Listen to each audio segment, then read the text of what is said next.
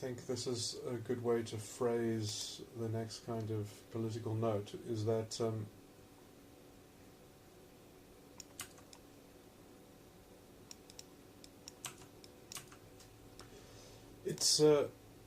it's too much of an irresponsible and childish ideology to make a critique that a system is not just to your identity,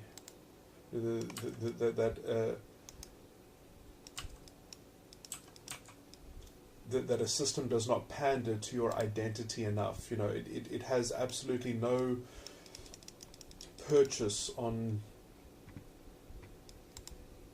anything that is it's just effectively lazy, because it doesn't define what it's after. It doesn't it has no capacity to define what progress would actually be in real terms, only in this kind of vague, we'll know it when it's delivered to us, when it arrives at the dinner table. So it's like it's a very kind of feelings based.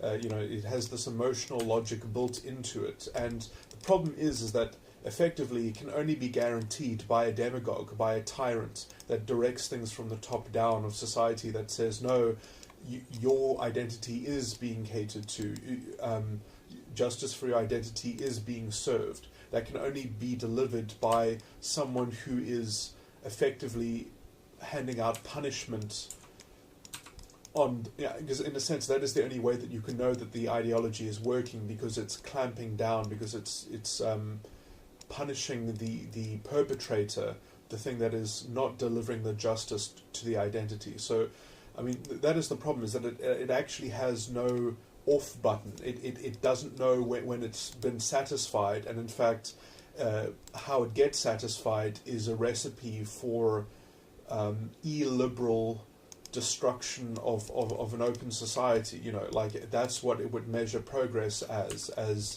the kind of the interruption of the rule of law to bring balance to some kind of emotional identity, equilibrium, which measures uses a quality of outcome measures, and it doesn't actually look at any of the underlying things. So it doesn't it doesn't have development as its core. It defines development by a kind of racist revenge. Okay, all these points are kind of trite, but let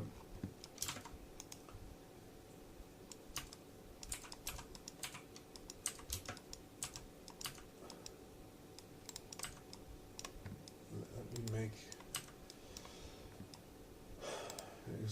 There was a very simple way of expressing this, but how dangerous it is to engage in a kind of rhetoric which doesn't actually have any tangible, reducible things. That it's kind of kept vague, so that only a demagogue can tell you when you've gotten there, when you've achieved it.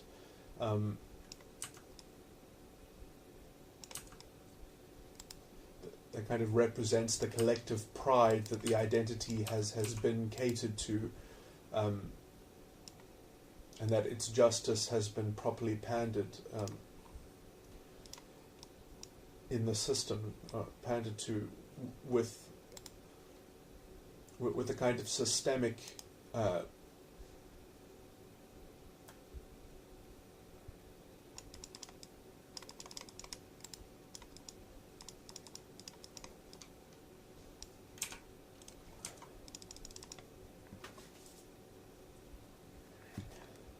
recalibration, which requires a kind of top-down orthodoxy and control in society. I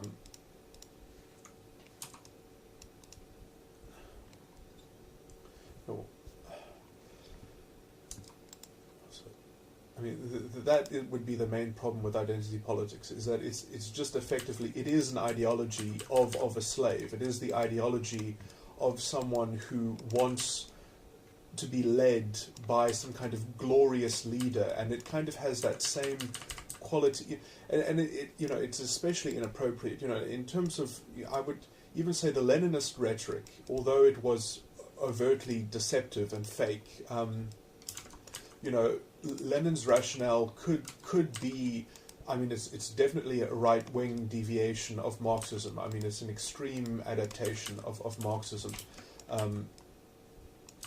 But at least then, you could say that they were revolting against barons, they were resulting, in some sense, there is a Marxist rationale for destroying feudalism faster, because feudalism is not the same as capitalism. So you're slowing down your progress the longer you take getting into capitalism. And so the Lenin basic rationale was that we can essentially have state capitalism faster because we're still basically a peasant society, and so the fastest way to end the peasant society is by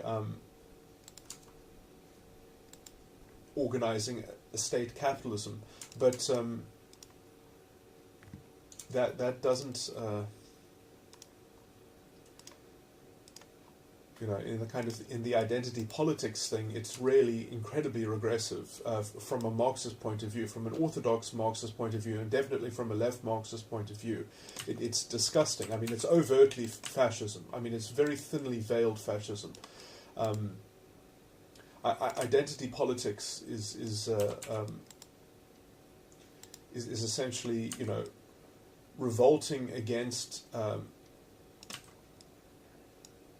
the acquisition of, so it's not like, these Russian aristocrats are going to be killed. It's going to be like the bourgeois are not doing it for the lowest common denominator in society, or not. No one is allowed to be exceptional. No one is allowed to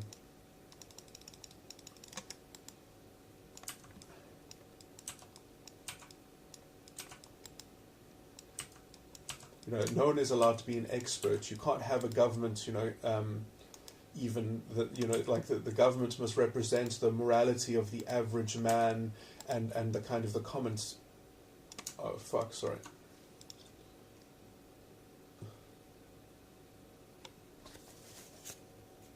Sorry, I've been recording something and I didn't realize that I was pushing my hotkey. I'm going to go to another channel.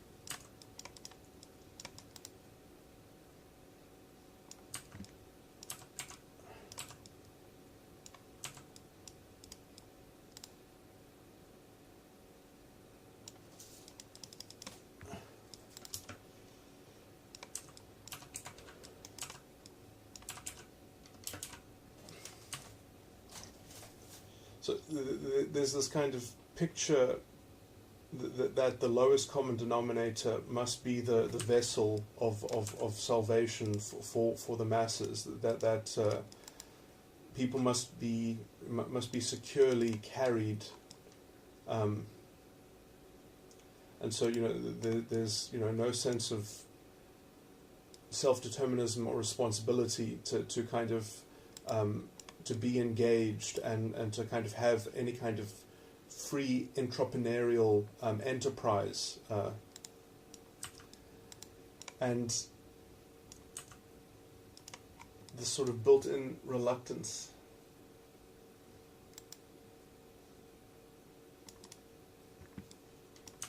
to engage in the real business of practical. Oh, that's the point that I wanted to bring in right at the start, is that there's no practical edge in this ideology, that the practical implements of development or transformation are kind of like, is an afterthought that just the orthodoxy of some kind of totalitarian top-down government that must sort out when they are providing justice for the identity. So when the system is controlled and directing justice for the identity, they can just, it's just like the practical elements of development, that's just a given. Like that's easy. That can be controlled from a central top-down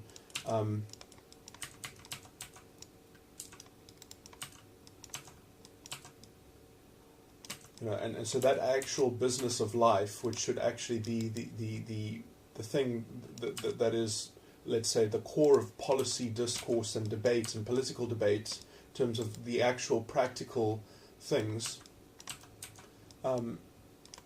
just becomes this kind of violent,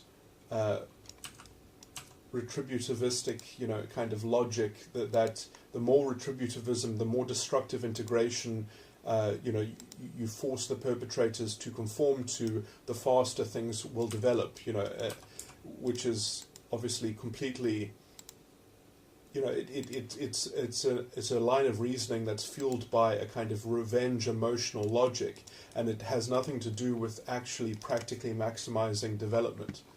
In fact, it's just pandering to this lowest common denominator revenge sentiment in the population, that no, you don't have to worry about how things are going to be done. They're going to kind of be directed in your benefit, in the benefit of your identity. So you don't have to get involved in the business of being empowered, and you don't have to ask your politicians to empower you, because they just need to steal on behalf of your identity. They need to control on behalf of your identity. And so you end up with a kind of top-down, abysmal culture and society that's ruled by people who are controlling things for the lowest common denominator. Their power is a kind of representation of the moral authority in the ideology. So all you have to do is shame people for not pandering to the lowest common denominator and not being fair to the identity, instead of, and if they want to talk about any kind of brass tacks or any kind of actual implementation of what would be decent policy that would help people on the ground, then you just slander them as being racist and privileged, because talking about practical things is something that a privileged person talks about, and so the whole concept of privilege is basically the justification to destroy the functioning parts of an economy and have them taken over by a demagogue, kind of fascistic model of delivering justice to the identity.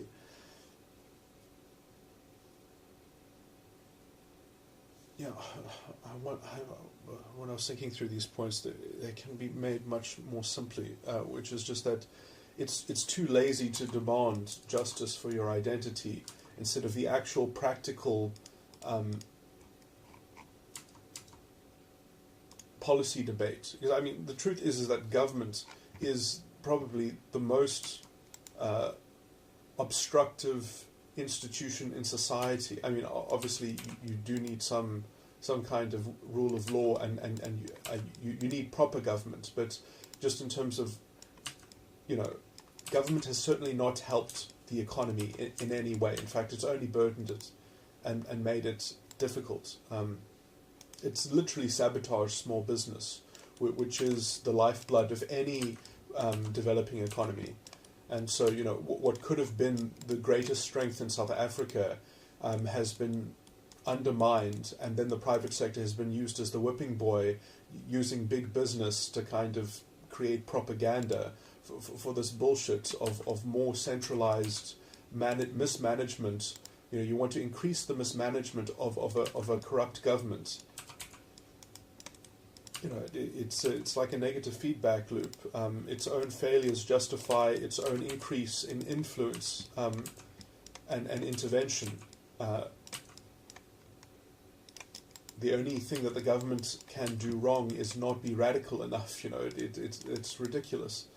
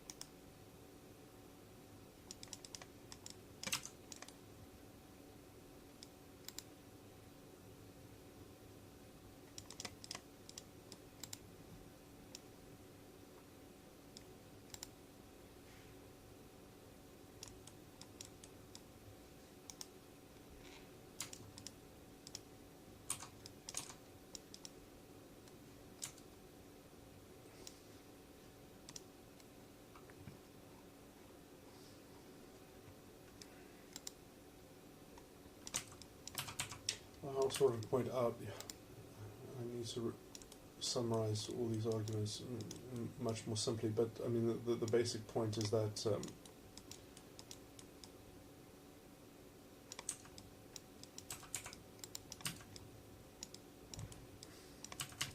there's an amorality which is projected onto privileged people, to use the term, and it's a very thinly veiled racism, essentially, to calling people privileged and therefore letting them, saying that their opinion, and they don't have a moral judgment that is fit to engage in proper discourse. There is no place for them in discourse except for accepting some kind of retributivistic abuse, and there's nothing.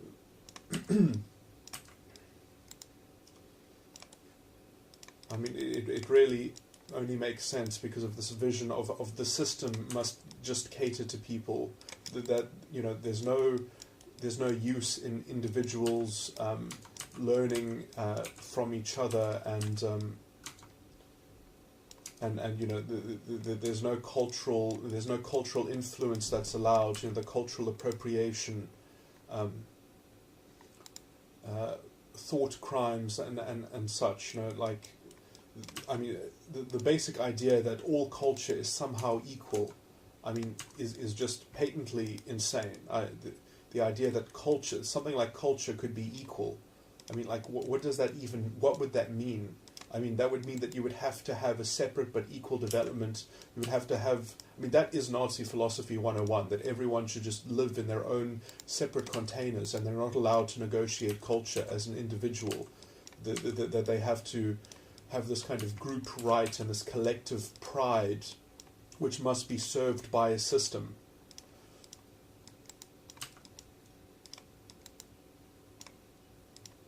And that if it doesn't do that, it's being structurally racist, because no one is willing to actually talk about the practical, tangible things. The only tangible thing that as a goal that's posited is that the society must be practical for my identity and my culture. I mean, it's just completely insane. What does that have to do with practical challenges?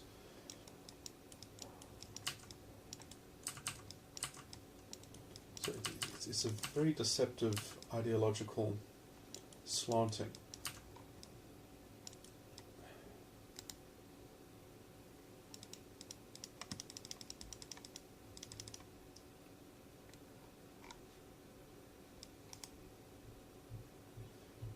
I think there was the one other.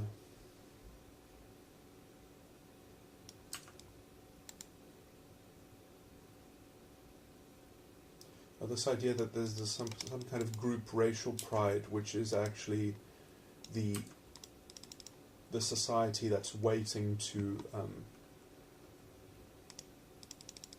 that is the state of development, is the state of emotional racial pride or some kind of collective pride in your identity.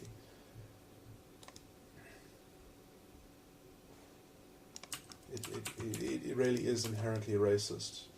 The whole premise of identity politics is just basically Nazi philosophy with one extra, actually this was in Nazi philosophy as well, but a kind of separate but equal development, or a quality of outcome which can only be achieved separately because of the essential differences. It's very disgusting. It's very anti-non-racial. It's not non-racial.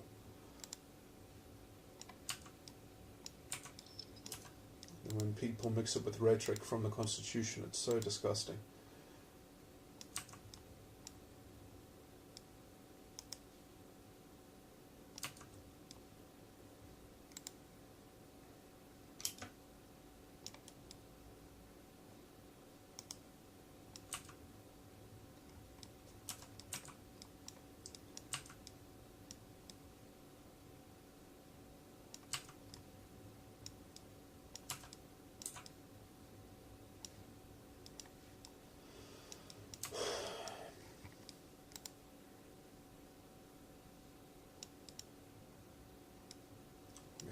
point about Russia.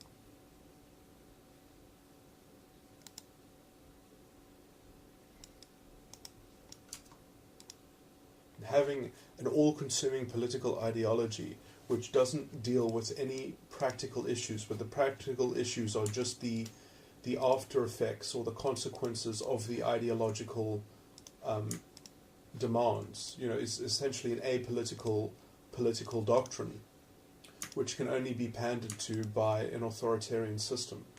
I mean, it does. It's almost a kind of. I do need to make a point about kind of the Kantian conception is when you try to enforce the Kantian code in a society, and therefore you kind of give society the kind of the moral accountability as a system to treat people as an ends in themselves, you end up doing intrinsically the opposite of that. You can't actually, it never can do that, because if you have to treat the state as being responsible for that, and you have to give it the power to enforce that, and how can that ever be communicated in the system?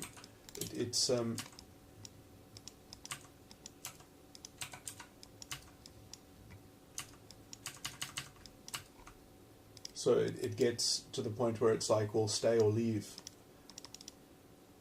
You know, is the kind of this is also, I wanted to bring up something like this because Yanis Varoufakis does make some good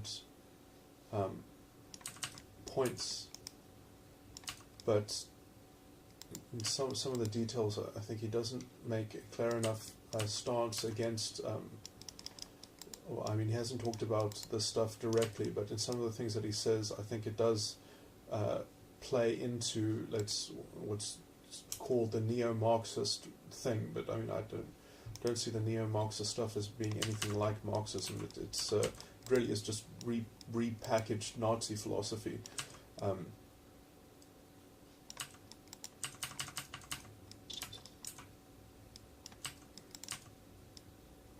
I think even Hitler mentioned something about repurposing some basic conceptions in Marx. Anyway,